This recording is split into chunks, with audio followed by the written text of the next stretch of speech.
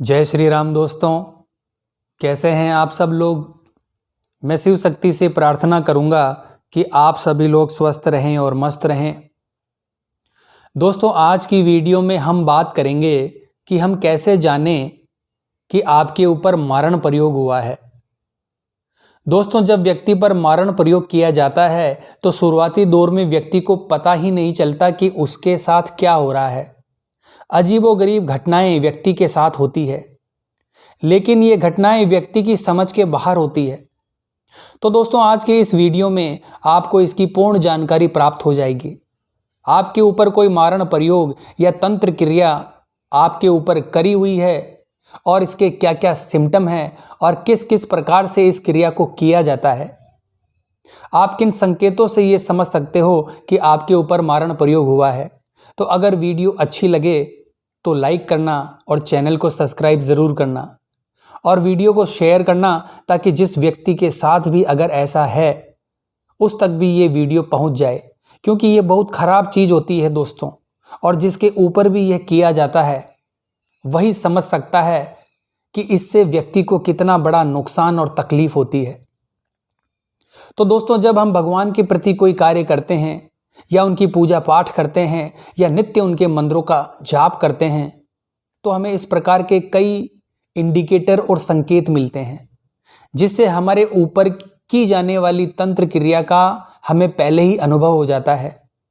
लेकिन अज्ञानतावश व्यक्ति इन संकेतों को पहचान नहीं पाते और ये संकेत हमारे इष्ट ही, जिनकी भी हम पूजा पाठ कर रहे हैं, वो हमें देते हैं। अब बात करते हैं दोस्तों, मारण प्रयोग कौन करता है। मारण प्रयोग करने वाले जो व्यक्ति हैं वो कई प्रकार की सोच रखने वाले हो सकते हैं।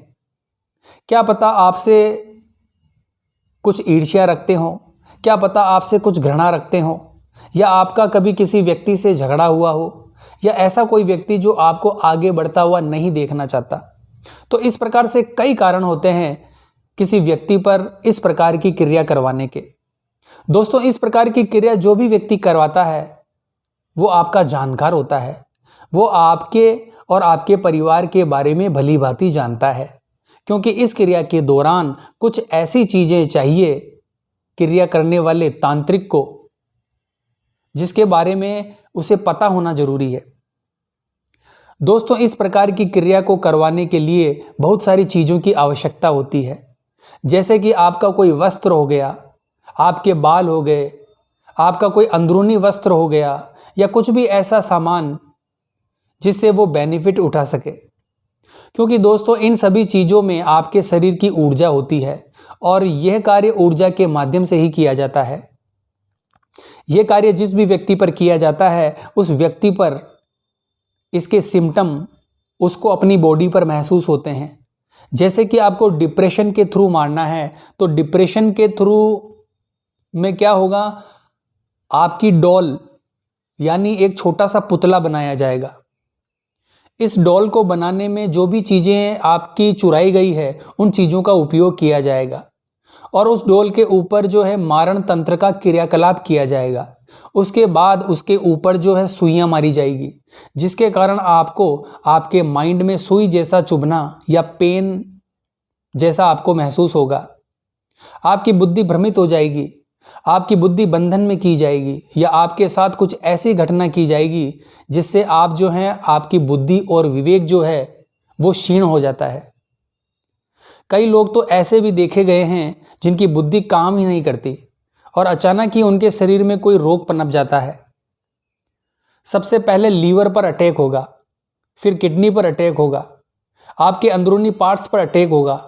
ये इसीलिए होता है ताकि किसी न किसी कारणवश आपकी मृत्यु हो जाए। व्यक्ति की बुद्धि का उच्चाटन हो जाता है और वो अचानक से गलत रास्ते पर चल पड़ता है, नशा करने लग जाता है या कोई गलत कार्य करने लग जाता है, जिससे उसके शरीर को हानि होती है। उसकी बुद्धि और विवेक काम करना बंद कर देता है, शरीर धीरे धीरे सूखने लगता है, शरीर में खून की कमी होने लगती है, वजन कम होने लगता है, धीरे धीरे व्यक्ति का शरीर पीला पड़ने लगता है। और दोस्तों, इस दौरान डॉक्टरी इलाज कराने पर भी कोई भी बीमारी सामने नहीं आती। आपके शरीर में ऐसी ऐसी बीमारियां उत्पन्न होगी जो आपके परिवार में किसी को भी पहले नहीं थी। आपके शरीर में कंपन रहेगा, पूरे बदन में दर्द रहेगा, किसी भी काम करने को आपका मन नहीं करेगा। इस दौरान जब आप अपनी बॉडी का चेकअप कराएंगे तो आपकी रिपोर्ट्स में कुछ भी नहीं आएगा। बार बार आपके एक्सीडेंट होने के चांसेस बढ़ जाएंगे, और अगर एक्सीडेंट के दौरान आप अगर बाल बाल बच जाते हैं तो दोस्तों ये आपके इष्ट की ही कृपा होती है, जिनके कारण आप बचे हुए हैं। यानी इस क्रिया के दौरान आपको मारने की पूरी कोशिश की जाती है। दोस्तों यदि इस दौरान आपका इष्ट मजबूत है तो आपके इष्ट के द्वारा कई बार आपको संकेत दिए जाते हैं, लेकिन अज्ञानतावश आप इन संकेतों को समझ नहीं पाते।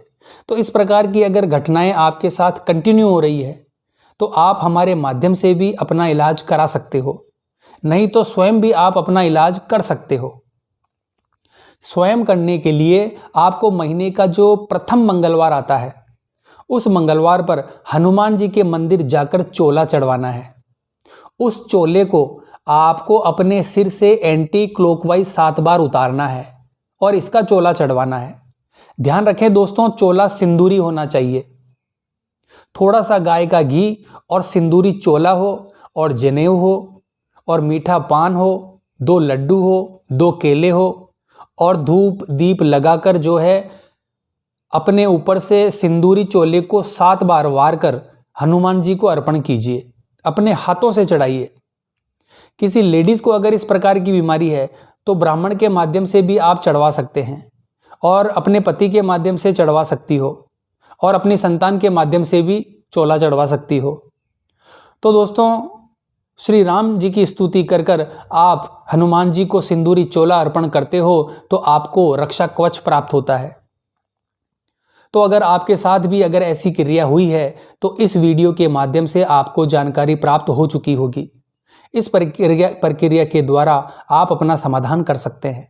अगर आप हमसे इस प्रकार का इलाज करवाना चाहते हैं तो हमसे संपर्क स्थापित कर सकते हैं। तो आशा करता हूं दोस्तों आज की ये जानकारी आपके लिए उपयोगी साबित होगी। तो कमेंट बॉक्स में जय श्री राम जरूर लिखें। मिलते हैं फिर अगली वीडियो के माध्यम से। जय मां अम्बे, जय श्री कल्याण।